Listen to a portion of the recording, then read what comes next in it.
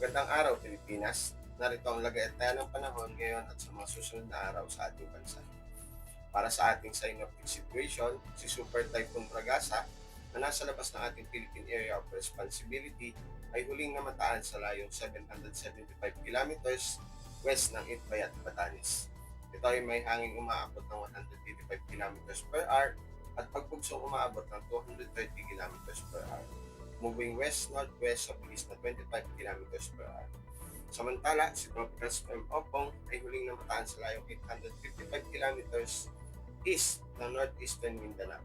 Ito ay may hangin umaabot ng 65 kilometers per hour at pagbugsong umaabot ng 80 kilometers per hour, moving west-southwest sa bilis na 20 kilometers per hour.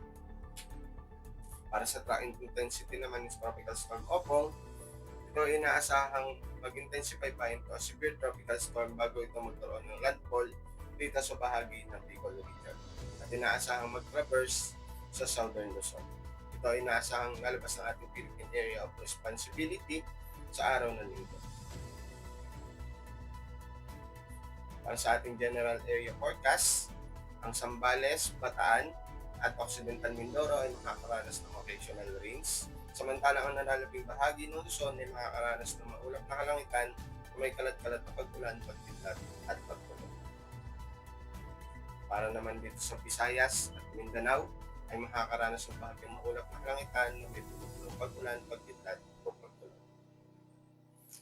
Para sa lagay-at ng panahon sa tatlong araw sa Metro Manila at Cavite, sa susunod ng 2 araw ay makakaranas ng bahagyang maulap na kalangitan may puno-punong pag-ulan, pagkidlat o pagtulog. Samantalang sa araw ng Sabado ay makakaranas ng ulap na kalangitan na may kalat-kalat na pag-ulan, pagkidlat at pagtulog. Samantalang sa bukas ay makakaranas ng bahagyang maulap na kalangitan may puno-punong pag-ulan, pagkidlat o pagtulog. At sa susunod na 2 araw ay makakaranas ng ulap na kalangitan na may kalat-kalat na pag-ulan, pagkidlat at pagtulog.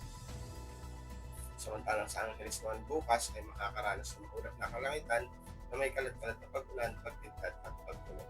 Sa susunod na 2 araw ay makakaranas ng bahagyang maulap na kalangitan na may pulot-pulong pag-ulan, pagkidlat o pagtulog. Samantala sa Puerto Princesa at Kalayaan Island, sa loob ng 3 araw ay makakaranas ng maulap na kalangitan na may kalat-kalat na pag-ulan, pagkidlat at pagtulog.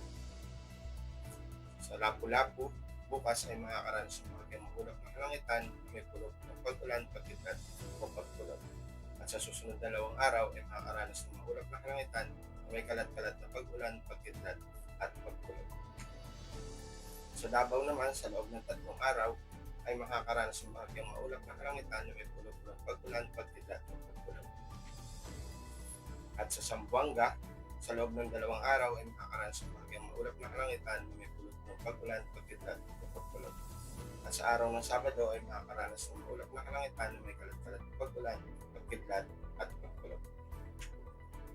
Sa ating astronomical information, ang araw ay sumikat kanina 0545 at lulubog pa may 1751. Para sa ating moon illumination, meron tayong 6% increase. Para manatiling updated sa ating weather update, i-follow ang ating mga social media accounts. On behalf of our Commanding Officer, Colonel Alvin Cugador, Philippine Air Force General Staff Corps, I'm First Lieutenant Marquez, your Weather Officer.